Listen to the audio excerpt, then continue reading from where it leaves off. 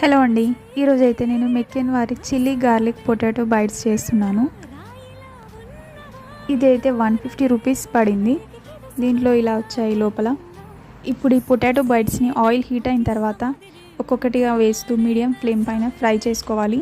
Potato bytes ఫ్రోజన్లో ఉన్నప్పుడే fry చేయాలి. ఇలా ఆల్ సైడ్స్ మంచి గోల్డెన్ బ్రౌన్ కలర్ వచ్చే వరకు ఫ్రై చేయాలి. మీకు ఈ రెసిపీ నచ్చినట్టయితే తప్పకుండా లైక్ చేయండి, షేర్ చేయండి అండ్ సబ్స్క్రైబ్ చేయండి. చాలా క్రిస్పీగా చాలా బాగుంటాయి ఇవి. ఇలా మంచిగా ఫ్రై చేసుకున్న తర్వాత ఒక టిష్యూ పేపర్లోకి తీసుకోవాలి. ఇది రైనీ సీజన్లో అయితే బెస్ట్ స్నాక్ ఈవినింగ్ టైమ్స్లో. ఇది నేను టొమాటో కెచప్తో సర్వ్ చేస్తున్నాను. చాలా బాగుంటుంది. ఇలా ఒకటి బ్రేక్ చేసి చూపిస్తాను. ఎంత క్రిస్పీగా వచ్చాయో చూడండి. Thanks for watching. బాయ్.